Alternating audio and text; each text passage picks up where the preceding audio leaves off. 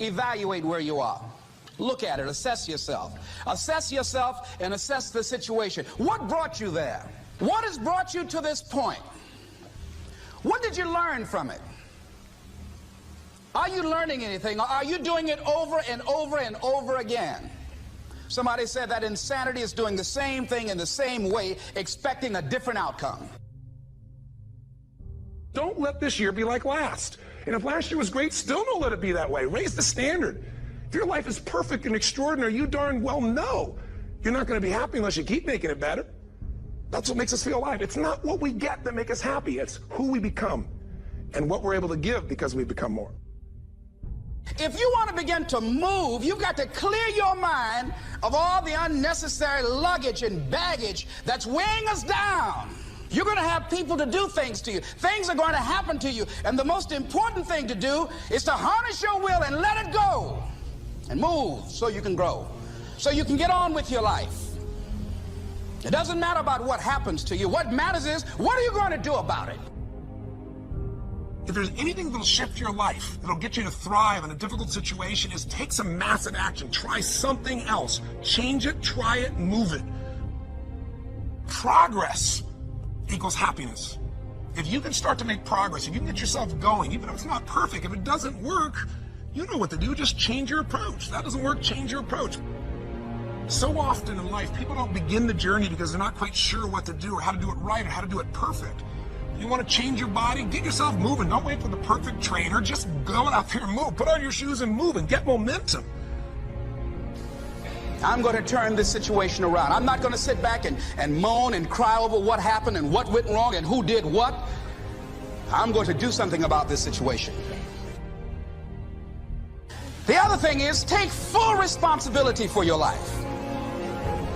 Accept where you are and the responsibility that you're going to take yourself where you want to go. Someone said we have two primary choices in life.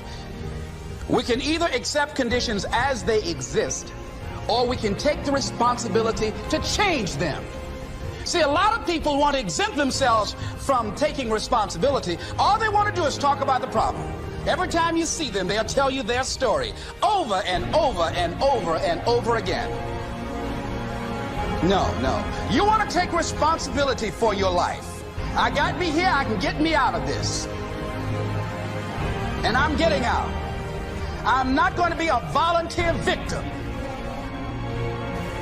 And so all you're looking for are new breakthroughs through practice and practice and practice. You'll get better and better and better. And there's still some things that will happen to you that will catch you on the blind side that you did not anticipate. You'll get knocked down, but you won't be knocked out. And so I say to you, it's possible you can live your dream if it's becoming a diamond, if it's having more, if it's achieving more, if it's being a better father, being a better mother, whatever it is, overcoming addiction, changing our society. It's possible you can live your dream. It's necessary that you have a plan of action, that you're resilient, that you stick to, and you work with the system, that you work with people, that you give support, and that you be there for them, that you have the vision and never give it up, that you become creative and relentless and keep on coming back again and again and again, and that it's you got to take personal responsibility to make it happen, and that it's hard. Easy is not an option. And when life knocks you down, jump back up and say, it's not over until I win. Avoid people and situations that upset you. See, there's some people that know just how to push your button. They know just what to say. But I'm not going to expend any energy arguing with anybody. Life is too short, ladies and gentlemen, and unpredictable. I don't want to spend my time arguing with anybody, so I avoid situations that will get me upset. I don't argue with people. Draw the line, ladies and gentlemen. There are certain things that we just go through life just taking, and at some point, you just got to draw the line and just say enough is enough. You got to do that with yourself. One negative stroke is 16 times more powerful than a positive stroke. And if you have people around you who are not sensitive to who you are, and the people that can hurt you the most, ladies and gentlemen, are the people that you love. That you love. They're the ones that you're vulnerable to. They're the ones that can get to you. And if they're insensitive, I don't care who they are.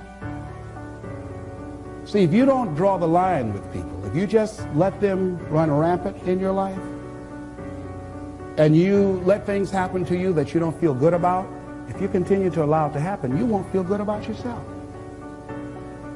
Your image of yourself will erode. So you've got to draw the line. Why do people just go to a job where they're miserable, day in and day out? Why do people stay together and they're miserable, sleeping in separate rooms, or arguing, or the only thing they have in common is paying the bills? Don't talk, don't communicate, don't share anything together. Day in and day out, as short and unpredictable that life is, being mean to each other. Why do people do that? Known hells are preferable to strange heavens because it's familiar. See, life is rough, ladies and gentlemen. It's rough and it's scary. It's scary growing. It's scary taking a chance. It's scary acting on your intuition, on your guts. It's scary. It's frightening. There are people that is tolerating things right now, and they're immobilized by fear. They can see the hammer coming, and they're afraid to even move because it's scary. To go against the dominant thinking of your family, friends, and those people you associate with every day is perhaps the most difficult act of courage you will ever perform. See, when you start growing, when you start changing the way you walk, the way you talk, the way you act, the way you respond to things, the way you use your time, when you start saying, no, I can't do that. Why? You're too busy. You don't have the time. No, I have my own agenda. So if people can put you on a guilt trip, they will. And use you and abuse you over and over and over again. You got to draw the line. You have to draw the line on them. Don't go through life feeling like you're powerless. Victims are people that are powerless. You're not powerless. You are powerful. You direct the power in your life. Whatever your life is right now, it is a duplication of your consciousness. It's a result of how you have decided to use your power. That's all it is. That's not who you are. That's just a perverted use of your power that you aren't satisfied with. And you've got the power to change that. Wherever you are, how? I don't know. But I know you've got the power to do that. But you don't know what has happened to me. It really doesn't matter what has happened to you. See, the only thing that really matters is what are you going to do about it? That's all that matters. That's all that matters. You can allow it to destroy you, or you can allow it to build you up. We never get to a level where we feel that there's nothing else for us to do, that we've achieved a certain number of goals and we figure that we're through. No. You don't want to stay there and celebrate too long like a lot of people do. They do something they consider outstanding. They go around talking about what they used to do. See, let me tell you, I used to do this and I used to do that. Excuse me, used to be's don't make no honey. What are you doing now? You're still here breathing. That means you've got some more to give. Doesn't matter how old you are, doesn't matter about where you are, doesn't matter about what you have, doesn't matter about what you've done. Life is about growing, it's about being productive, it's about stretching, it's about challenging yourself. So you start looking around and decide, hey, what else do I want to do? What got me here? It's a time for celebration, but also a time for reflection. What got me here? What worked? What did not work? What do I need to do to repeat so that I can get the same kind of results in other areas of my life? If the goal is to improve my health, if the goal is to improve my relationship, if the goal is to improve my income, if the goal is to improve something in society, what is it I need to do? Now, don't get confused with what you do with who you are. Don't trip. Don't go on some type of ego trip. Talking about how bad you are. None of us do anything by ourselves. Develop an appreciation for external support as well as good fortune, because all of those things play a role. The other thing is, don't go overboard, celebrate. You must meet with triumph and disaster and treat those two imposters just the same.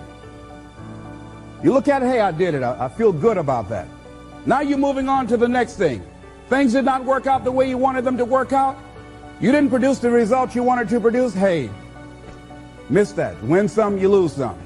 Next, moving right on.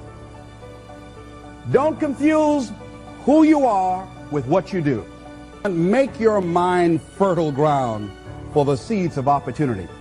Think if you want to experience a sense of fulfillment, you've got to have an open mind so that ideas can come in there and take root and grow.